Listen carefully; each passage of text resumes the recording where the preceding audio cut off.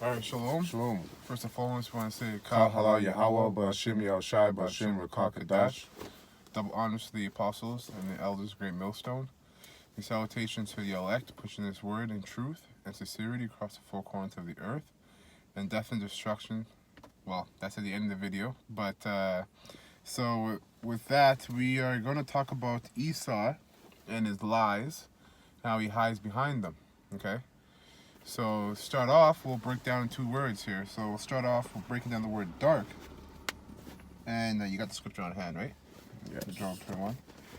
So, we know that Esau's blessing is his sword, right? And the sword, when you look at the word the sword, it means an instrument of death, an instrument of destruction. Now, this is twofold, but you can consider the words that Esau has used to be instruments of death and instruments of destruction. We know that, strictly meaning the word sword is instrument of death. So we're talking about Esau's ability to make weapons, guns, missiles, biological weapons like diseases, and so on and so forth. But words, okay, are also Esau's blessing as well, because he also uses those, or his words can also be used as instruments of destruction. Through his lies, did he not make us serve him serve him as slaves, and him as kings? Through his lies, did they not call themselves Jews, but we are the Jews, right? Do they not profess to be Israel? And we're the Israelites, and through those lies, they've destroyed Israel, right? Because through lies, they've taken Israel's identity.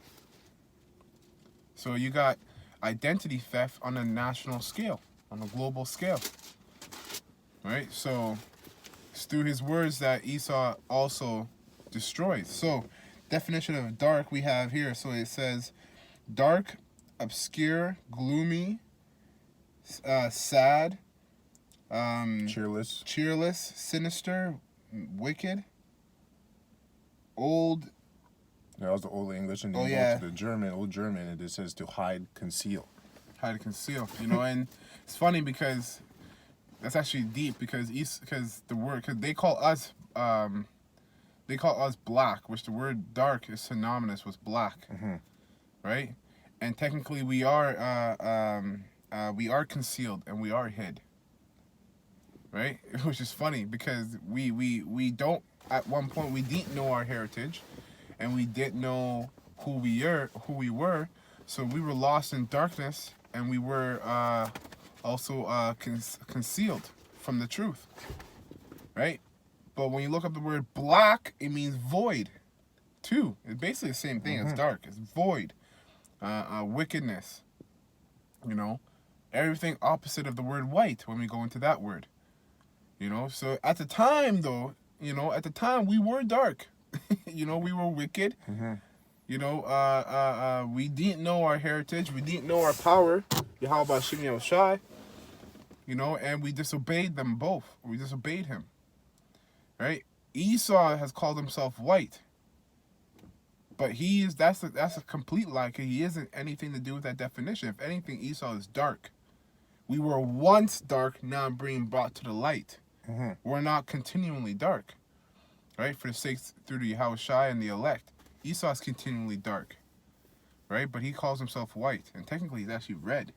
Yep, Rudy, right? They want to call the North American Indians, so-called Gad and Reuben, red, when they're really brown, right? So when you look up the word white,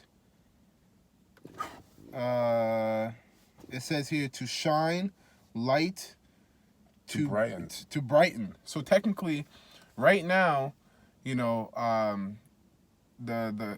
men of Great Millstone, beginning with our apostles and elders on down, they're the real illuminated ones. They're the ones with the light. They're the ones that are shining brightly right now. We're the only light on this planet. Everything else is darkness, right? Including our people in Esau. The vibe out here, like the elders were saying yesterday when we were speaking, It's a wicked vibe on the planet.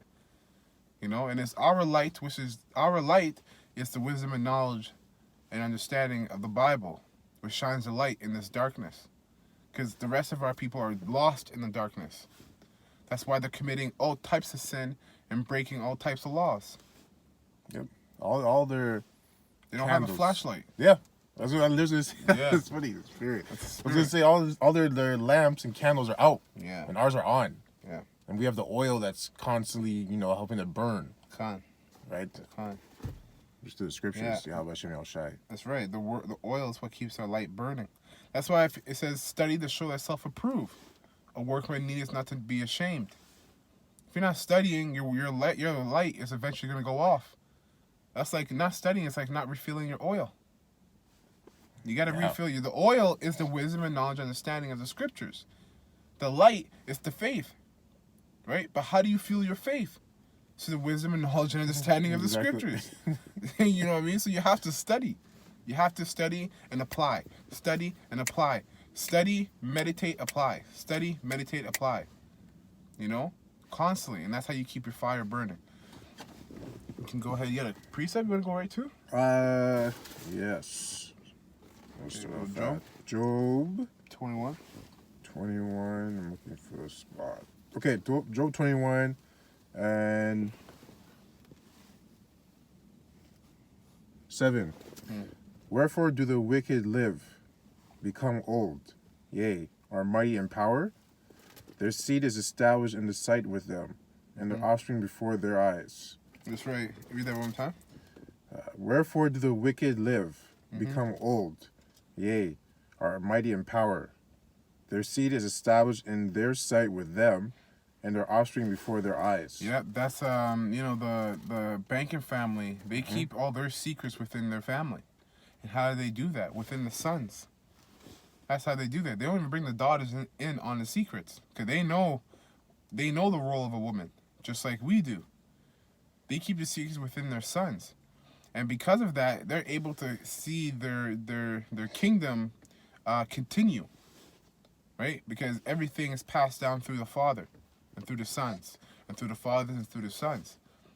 So they've managed to live so long and be rich for so long, or be in rulership for so long, because they've kept the secrets of their wealth, really of their wickedness within the family, within the sons.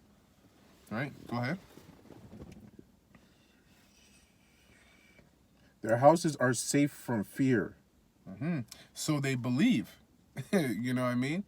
Because on a carnal scale, fear, other than total annihilation and destruction from Yahweh Hashem Yahushai, outside of that, fear is like what? Not being able to pay your bills, all right? Not knowing who's going to break into your house, right? All these type of things. But these elites don't have to. Esau in this kingdom, if you're not a two-time loser, in this kingdom doesn't have to deal with those things, right? Their fear of the houses are far away from destruction. They don't have to fear those things because they're ruling. But to their surprise, all this is going to be destroyed. So guess what? They do have to fear those things. Yep. But they don't because of pride. Go ahead. Their houses are safe from fear, neither is a rod of Yahweh upon them. Their bull gendereth and faileth not. Their cow calveth and casteth not her calf.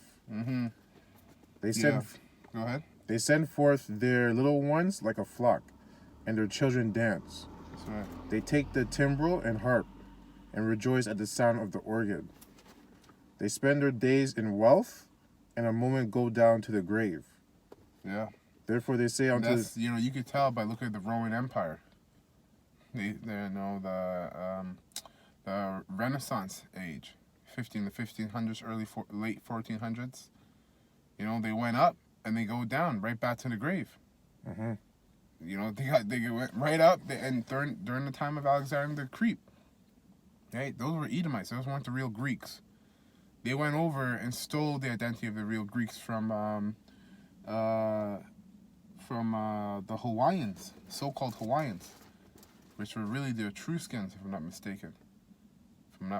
But they stole the identity. Esau stole the identity of the Greeks for themselves, and when they were up in power, that was a moment in time until they fell. Alexander the Great died, and his 4 generals split his wealth, right? And then wickedness multiplied upon the earth. Second Maccabees tells you that, or the first Maccabees tells you that, right? But in the Roman Empire, they lived nice and got put down. American Empire, they're gonna be living nice and they get put down again too. Yeah, it's happening right now. Exactly. They spend their days in wealth and in a moment go down to their grave. In a moment. Yeah, it said in a moment. Yep. Go ahead. Therefore they say unto Yahweh, depart from us, for we desire not the knowledge of thy ways. That's right. They desire not the knowledge of thy ways. That's why there's no point in breaking this down to someone who can't get it. Why do I say that? Because it should take, honestly, it should take max 2 tries. And I say the second try if they're sincere the first time you tried. If they're not sincere the first time you tried, and you broke it down, then it's not for them. Right? Because we already know Esau can't be engrafted. But we also know 2/3 of Israel are not going to obey. So really the conclusion is, if they don't listen the first time, without being sincere, they're destroyed anyways. Mm-hmm. That's just how it goes. Last one, 15. What is the Almighty that we should serve him? Yeah, this is the inner thoughts of these are the inner thoughts of these Edomites. And guess what? These are the inner thoughts of our people too. Yep. See, this is okay for Esau. Esau's supposed to be thinking like this because this is the same characteristic that Cain showed in the time of Abel and Cain, and back in the ancient times, in the time of Adam and Eve. Because he murdered Abel, his only brother, off of jealousy. Then basically really disrespected the Lord's sacrifice by giving fruits instead of his the youngest lamb, and the youngest and most and ripest lamb, like his brother Abel did, and then lied to the Most High about doing it. His first acts on the planet, he already was doing wickedness like that. Wasn't even thinking about it. It doesn't even say anything about him battling his conscience back and forth for some sincerity. He had none. He just went and did it. You know? Go ahead. And what profit should we have if we pray unto him? And they're right. They're right. Yeah, they're right. absolutely right. They get no nothing. profit. It's not for them. There's just no point of them doing it. Exactly. And they know it. They know it in their spirit. That's why they do everything contrary to the scriptures and against the scriptures. That's who they are. But 2/3 of our people, they're doing the same thing, and that's not their lot. So their destruction has to be